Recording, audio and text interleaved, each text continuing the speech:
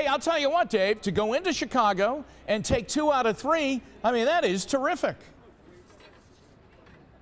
I think so. A lot of fans told me even if we came back to Cleveland and we were down 3-2, they would take it because you knew you'd come back to Cleveland and still have a chance to win 2 games. So the fact of the matter is, Jim, you have to win 1 game and you have 2 cracks at it. But this was the game that fans were concerned about with Trevor Bauer on the hill. After all, he is the only pitcher so far in the World Series that had a loss for the Indians when he lost Game 2, and he had the chance to redeem himself tonight, and things were looking pretty good. Jose Ramirez had the home run, and the Indians were 8-0 in the postseason when they scored first. Unfortunately, this is their first loss when they score first. Bauer was great through the first 3 innings, 5 strikeouts, 1 hit, but in the 4th inning, that's when everything fell apart. Chris Bryant with the home run to tie the game at 1.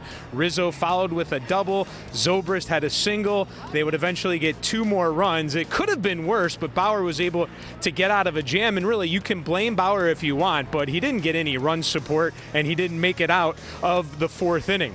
After the game, Bauer met with the media, and I asked him how he felt, what it was like for him with this fired-up Wrigley Field crowd and pitching in another World Series game. Felt great. I executed a lot of pitches. I threw the ball really well. And I know you guys are going to write differently, but I pitched really well tonight. Yeah, I had great command of all my pitches, and I executed pitches really well. Right now it sucks because I wanted to win tonight. So we'll evaluate when we get back to Cleveland, and we'll be ready to go. Got to win 1 more game.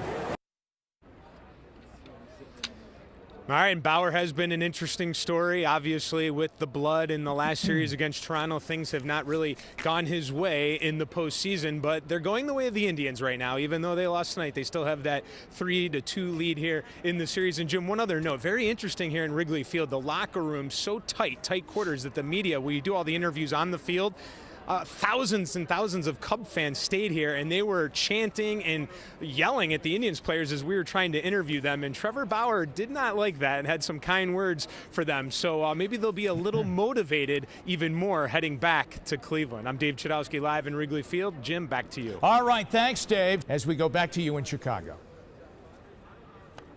Boy, you're right about that. Let's get it done on Tuesday. You know what I'm happy about right now, though? Silence and a little bit of warmth. I'll tell you, it was cold here tonight, and it was loud.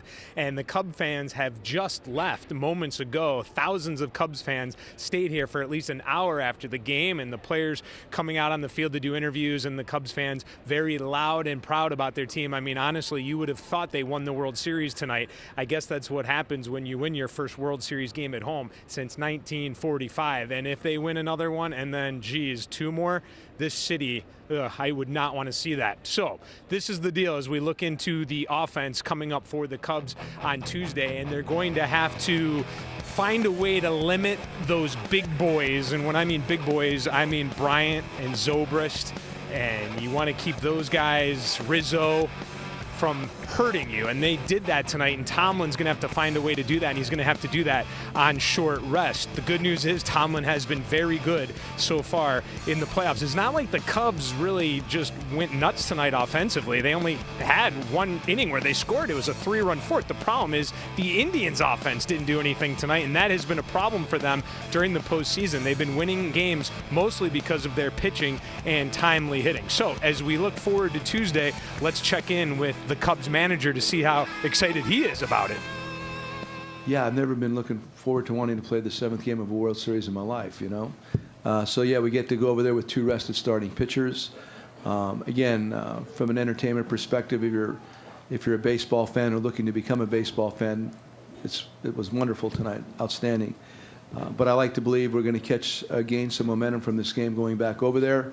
Momentum is always based on your starting pitcher too, and well, again, with these guys, you saw how good their bullpen was once again. It's really important to grab that lead and hold on to. We did. I think that's the attitude of the Cubs right now. I think they think for sure there's going to be a Game 7, and they should. The Indians, however, as we have heard throughout the night, they like their chances. If they would have signed up to be up 3-2, they would have taken it. It was an exciting night here as far as playoff baseball and World Series. The atmosphere, a lot of celebrities. Eddie Vedder, take me out to the ball game in the 7th inning, and they had the video of Harry Carey. It was an electric atmosphere. You got to give the fans credit because they did not come here as a fan base down 3-1. 3-1, you would have thought they were up 3-1 tonight. Jim, I will leave you on this note, okay? Maybe this is a positive thing that we can do this at home, because I know firsthand we usually do this on the road. The Cavs clinched in Detroit, Atlanta, Toronto, and Golden State on the road. The Indians won the Central in Detroit on the road, Boston, and then again in Toronto. They always do it on the road. It's time to do it back home, don't you think? Absolutely. That's the way the Monsters did it. The Monsters did it at home. Yes. There you go. And it's fun that way. It really is. All right. Thanks very much, Dave. The other thing that both teams will be really happy about, everybody, is that the DH will be back now for the remainder of the series in the American League Park. For the Cubs, that means Kyle Schwarber will get into the lineup because he couldn't play defensively, and the Indians won't have to fool around with Santana out in the outfield. Dave, thanks very much. Have a good ride home. We'll see you back here. Yoda of Bedford Sports Report. Hi, everyone. Dave Chudowski with you live outside Wrigley Field and hanging with a lot of Cubs fans that are in shock right now and leaving Wrigley Field because the Indians have a 7-2 lead with 1 out in the bottom of the 9th inning. You can see the score right over my shoulder right there. Jason Kipnis with a big 3-run homer in the 6th inning to give the Indians a 7-1 lead. Carlos Santana hit a home run early on in the game to get the Indians offense going, and Corey Kluber once again outstanding. If the Indians hold on, they will take a 3-1 lead in the World Series with Game 5 coming up tomorrow night. And on the hill tomorrow night, it would be Trevor Bauer. It will be Trevor Bauer for the Indians going up against John Lester. Notice the start time, 8:15 is the first pitch tomorrow. So if the Indians hang on here tonight, they will be 1 game away from winning the World Series. Unbelievable to think that the city of Cleveland has a chance to have 2 champions in 1 year after the Cavaliers did it, of course, in June. Well, let's talk about the Cavaliers now, as they were in action tonight at the Q, their first back-to-back of the season after a big win in Toronto last night. Kyrie Irving hitting the big 3-pointer, and they get the win to go to 2-0, and I can tell you now that they are 3-0 as they took care of business tonight.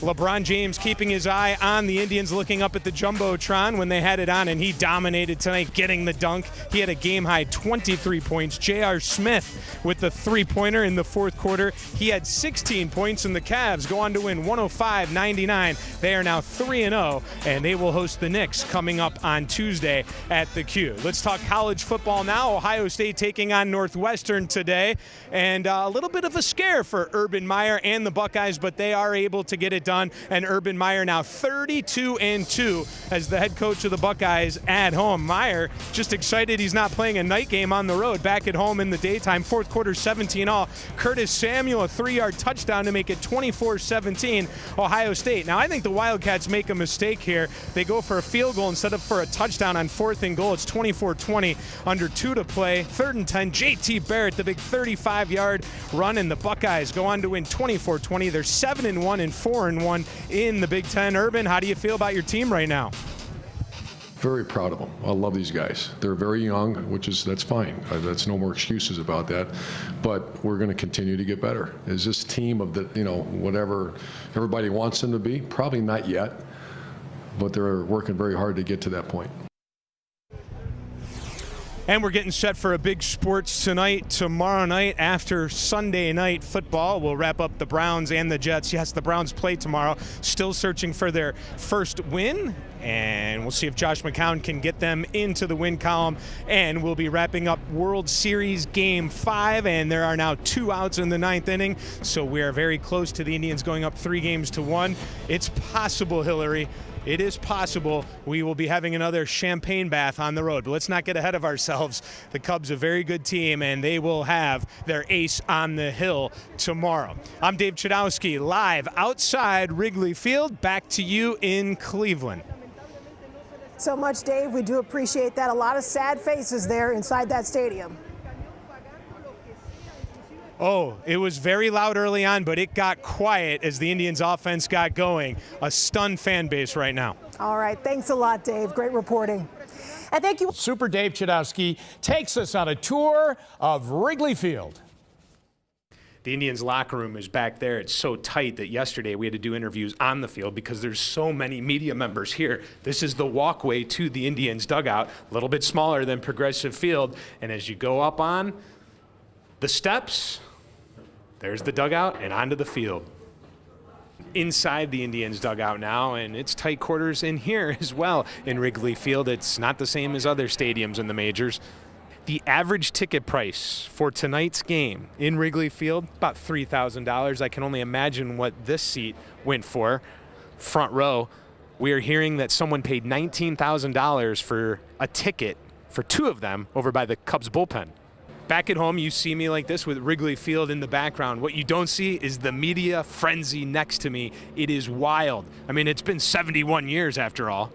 And we're up here in left field, and behind me, the famous rooftop seats behind Wrigley Field, beyond the ivy. The average price for those, about $1,000, but many of them going for more. They go all the way around Wrigley Field. Many were wondering where they were going to put the media with all of this media here. Well, it's up here in left field. Here's my seat, last row. I'll take it. Well, it is not going to be easy, and it's going to be loud, and it's going to be absolutely amazing. I mean, we saw Dave Chudowski. We saw when the Cubs clinched the other night on Saturday night when they won the pennant and punched their ticket to the World Series. That was amazing. This is going to be 100 times that, and you've got a box seat at Wrigley Field as we say good evening to you.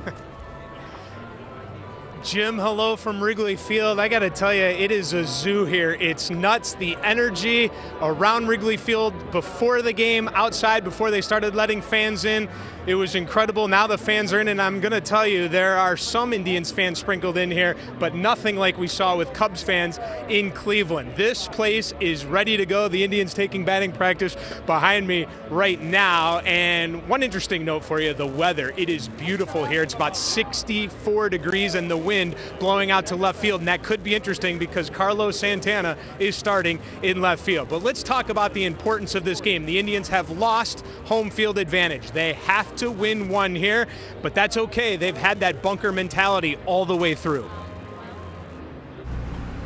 Holy cow. The Indians aren't just taking on another team, they're up against a starving community in this field that hasn't seen a moment like this in 71 years. It just so happened we're playing the Cubs, but it's awesome. It's awesome because we're making history. I'm enjoying the ride, man. This group has done too much, overcome too much to start questioning the way we've done things now. We're too loose, and that's worked for us, and we know what gets the job done. I think we're ready. Yeah, they beat Big Papi in Fenway Park, overcame the circumstances in Toronto. Now it seems like they're up against the world.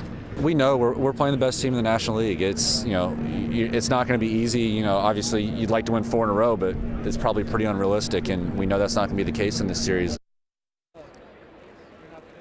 And the thing is, Cubs fans here figure they're finally going to do it. They're finally going to win the World Series. But, Jim, that's the way it was in Boston and Toronto. When I was in both of those cities, no one gave the Indians a shot. So we'll see how that plays out. Think about this. The Indians have not lost 4 games in a row all season long. It would take that to prevent a game at Progressive Field for a Game 6 or a Game 7. And think about this, too. The Indians have hosted 3 World Series games, 95, 97, and this year, since the Cubs have last done it. Wow, a lot of history coming into tonight, and it is going to be wild. I'm Dave Chudowski live at Wrigley Field. Jim, back